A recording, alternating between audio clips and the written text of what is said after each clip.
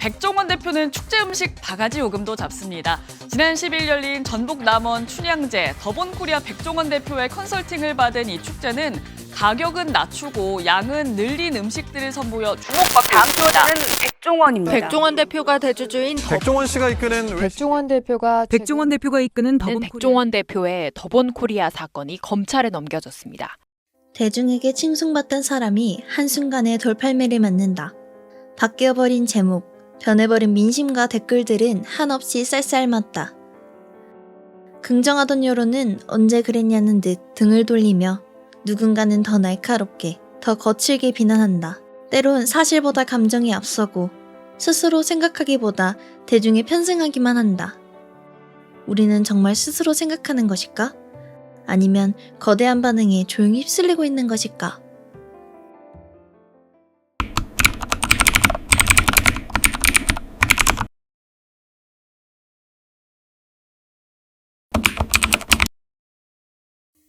댓글은 누구나 쉽게 남길 수 있다. 쉽게 남길 수 있는 만큼 댓글은 사회가 어떤 일에 어떻게 반응하는지, 어떤 생각을 하는지 쉽게 확인할 수 있다. 댓글이 가진 온라인이란 특성은 민감하고 생생한 반응을 빠르게 이끌어낸다. 하지만 이러한 반응은 깊이 있는 생각을 방해하기도 한다. 우리는 실제로 온라인상에서 별다른 근거 없이 작성되는 글들을 쉽게 포착할 수 있었다. 근거 없는 영상에 별다른 의심을 하지 않은 채 맹신하는 댓글과 사실 여부에 대한 별 생각 없이 동조하는 댓글 등 깊게 생각하지 않고 글을 남기는 모습을 볼 수 있었다. 우리는 이러한 댓글에 무의식적으로 영향을 받고 있을지 모른다. 우리는 댓글이 대중에게 얼마나 큰 영향을 미치고 있을지 파악하기 위해 시민들을 대상으로 설문조사와 인터뷰를 진행하였다. 우리는 이러한 결과를 얻어낼 수 있었다. 대중은 4명 중 3명꼴로 댓글을 의식하였으며 이슈를 처음 접했을 때와 대비적으로 댓글을 접한 후 대중은 압도적인 비율로 이슈에 대한 생각 변화가 일어났다. 결과적으로 댓글과 반응이 자신에게 어느 정도의 영향을 끼치는가에 대한 답변에 많은 영향을 끼친다라고 답변한 비율이 절반을 넘어섰다. 이렇듯 댓글은 단순한 감정 표현을 넘어서 대중의 생각 변화에 큰 영향을 미친다는 것을 알 수 있었고, 실제 설문조사와 관련된 논문에서도 우리의 결과와 유사한 내용을 찾아볼 수 있었다. 우리는 이에 대한 업계 종사자의 의견을 들어볼 수 있었다. 모든 잘못이 100%의 책임을 요하는 잘못은 없어요. 어떤 특정한 사인이든 공인이든 언론에 난도질 당하는 그런 현상은 저는 매우 잘못됐다고 보거든요. 그 방향을 초래할 만한 새로운 기사거리를 생산해내지 못한 그런 상황에서는 대부분 그 한번 형성된 그 흐름에 동승하게 되는 그런 일들은 좀 많이 있는 편이죠. 과연 백종원 씨가 그 정도의 여론에 해당하는 문매를 맞을 만한 잘못을 했는가, 그거는 조금 따져봐야 될 문제라고 생각을 합니다. 대중이 깊이 있는 생각을 하지 않고 타인의 생각에 의존하려는 현상. 심리학계에서는 이러한 현상을 인지적 구두쇠라고 한다.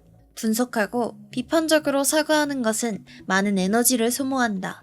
그렇기에 대중은 적은 노력으로 빠르게 결론에 도달하려는 모습을 보이게 되는 것이다. 인지적 구두쇠와 관련된 논문에 따르면 인지적 구두쇠 가설은 무비판적인 직관과 어린 짐작으로 정답을 찾으려는 인지적 절약 태도에서 기원한다. 인간이 한 가지 과제에 대해 시간과 노력을 아낄 수 있다면 그는 또 다른 일을 수행할 수 있기 때문이다. 문제는 사고 과정을 절약하면 인간은 잘못된 선택을 할 가능성이 커진다는 것이다. 라고 언급하고 있다. 우리는 생각할 시간을 절약하는 것인지 사회의 생각을 묻어가려는 것인지 잘 파악해야 한다. 우리는 이 현상에 대한 심리 상담사의 의견을 들어볼 수 있었다. 다수의 사람들이 가지고 있는 궁금해하는 어떤 사회 현상에 대해서 정보를 찾아볼 때 사람들은 본인이 직접 정보를 하나하나 수집해서 사실을 검증한 후에 결정을 내리는 것보다는 그 과정을 모두 거치고 빠른 결론을 단순화해서 제공하는 것을 선호합니다. 뇌가 편하기 때문이거든요.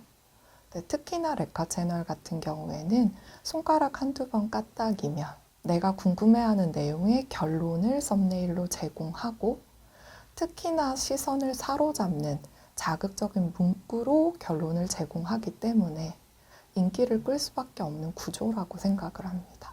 우리가 대중매체나 뉴스 등을 접할 때 그것을 사실로 바로 믿기보다는 잠깐만 멈추는 습관이 도움이 될 수 있고요.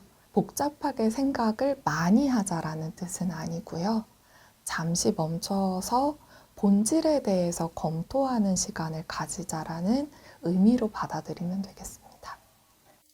우리는 하루에도 수십, 수백 개의 컨텐츠를 접하며 살아가지만 정작 누가, 왜, 어떤 의도로 이 정보를 만들었는지 질문하는 능력은 부족하다. 이러한 쇼폼과 SNS 시대의 가장 큰 단점은 우리에게 깊게 생각할 시간을 주지 않는다는 것이다. 방대한 정보와 빠른 유행 속에서 우리의 생각은 손가락이 다음 컨텐츠로 넘어가는 속도를 따라가지 못하고 있다. 결국 이러한 상황 속에서 살아가기 위해 필요한 것은 단순히 정보를 소비하는 능력이 아니라 그것을 비판적으로 해석하고 살아갈 수 있는 힘, 미디어 리터러시다. 미디어 리터러시를 발휘한다는 것은 잠시 멈춰 사실을 확인하고 타인의 생각에 휩쓸리지 않으려는 모습을 의미한다. 이를 통해 우리는 타인의 어두운 그림자 뒤에서 벗어나 밝은 진실을 바라볼 수 있어야 한다. 그러니까 지금 이제 여러분들도 나중에 컨텐츠를 만들어가는 생산자 역할을 할 텐데, 특히 이제 이런 미디어를 배우는 이 학도로서 그런 것에 대해서 한 번쯤 생각해 봤으면 하는 마음에서 이야기를 좀 해보거든요.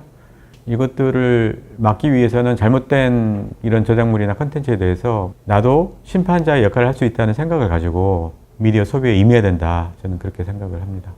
오늘날 우리는 수많은 정보와 타인의 의견에 둘러싸여 살아간다.